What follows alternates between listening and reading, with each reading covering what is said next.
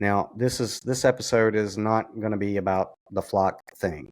Uh, I, I may do another expose on the flock surveillance system, mass surveillance system, but I'm pretty sure that you guys who have been my longtime subscribers, you already know that the flock surveillance system and mass surveillance of this magnitude with AI and facial recognition and sound detectors and tracking and tracing and databasing you everywhere you go is one of the most abominable, horrific, abusive, unlawful things that you can institute in your community. You know, if you want to know more about that, you can go to the Downloaded Content YouTube channel. I have a playlist called Orwell Was Right, Flock and Mass Surveillance. You can, go through the clips of previous podcasts I've done where I have ad nauseum explained the horror of instituting the flock system in any community.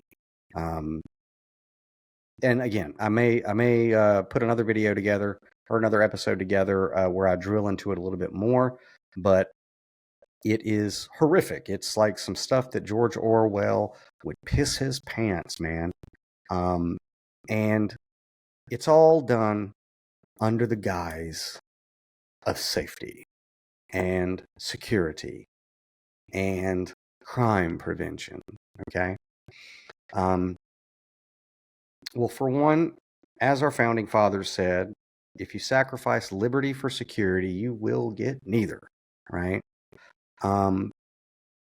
It's not a good idea. Not to mention, security is an illusion anyway. Nobody is secure. So you guys know that what this flock system does is, basically it's violating your Fourth Amendment rights, amongst other things. You have, it's searching and seizing every person that comes through its grid without a warrant, without due process of law, without probable cause. And now they shift it with wordplay. They shift it with word games on that, and they'll use statutes, acts, and codes to gaslight you into thinking that they're not invading your privacy by tracking everywhere you go and everyone that you meet.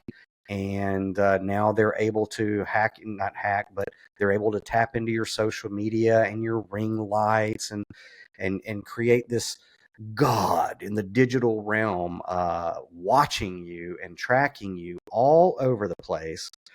And they'll tell you it's for your safety. Okay.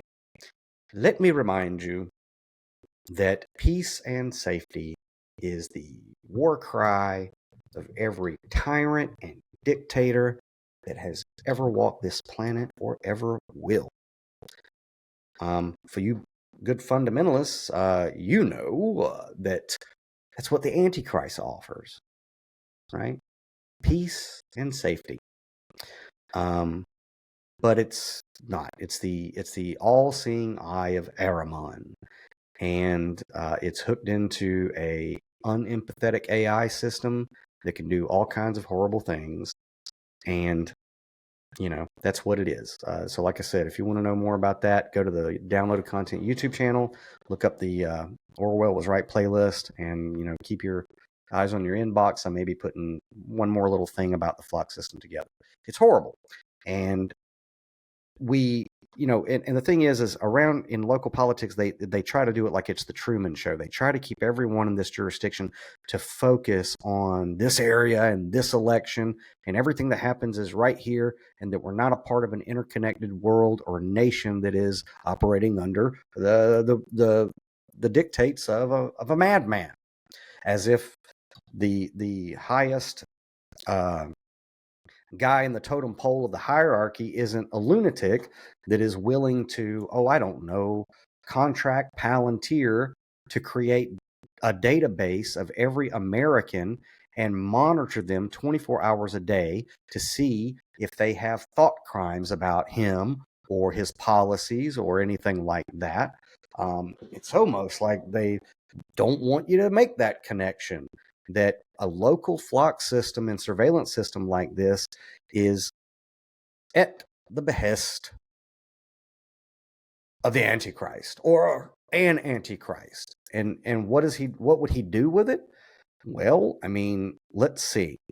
Right now, you can go and ask the Hispanic community what he is doing with the powers that have been bestowed upon him.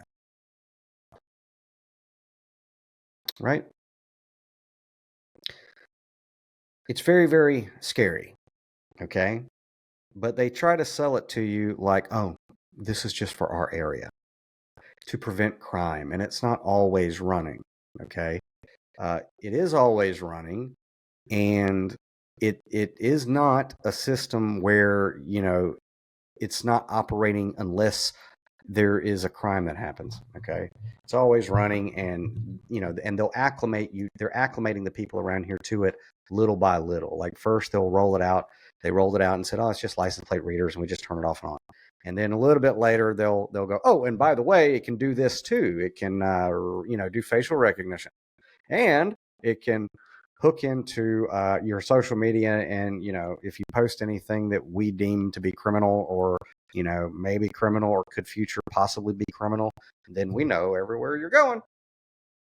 Right? Like, I don't know what moron hears that and goes, I feel safe, because you'd have to have a brain full of feces to feel safe knowing that you are being monitored by an AI system that Donald Trump can access, okay, or his departments, his people in his hierarchy.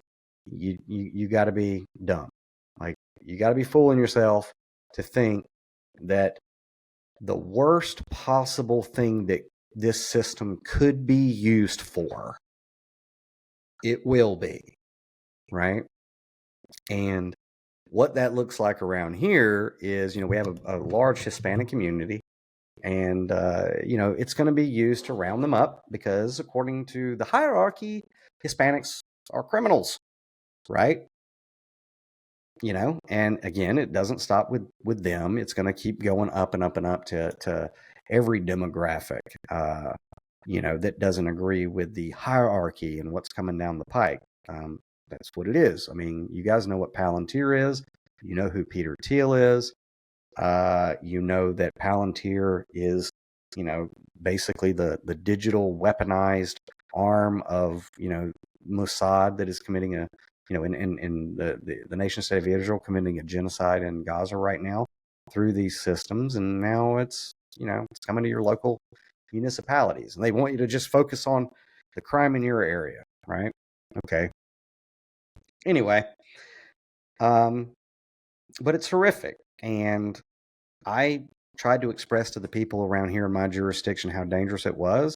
I tried, civilly communicating with, council, with the city council here, and with the mayor here, and with the chief of police here, and, with anybody who would listen, that, hey, I get it. You guys have the best of intentions. You're great people.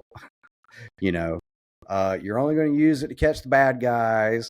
And, it's not an invasion of privacy, and it's not a violation of the Fourth Amendment, because you have some statutes, codes, and acts and ordinances that says it's not. Okay. And by the way, what are codes for? To hide something, right? So codes are there to hide something. And guess what codes are there to hide? Your freedom. That's the end of this clip, but the full episode is waiting for you. Subscribe to the Downloaded Content Podcast on Spotify or watch on YouTube. For more behind-the-scenes content and exclusive access, sign up for the Downloaded Content newsletter. And while you're at it, pick up Then Came the Flood by Louis Crumpton, available now wherever books are sold.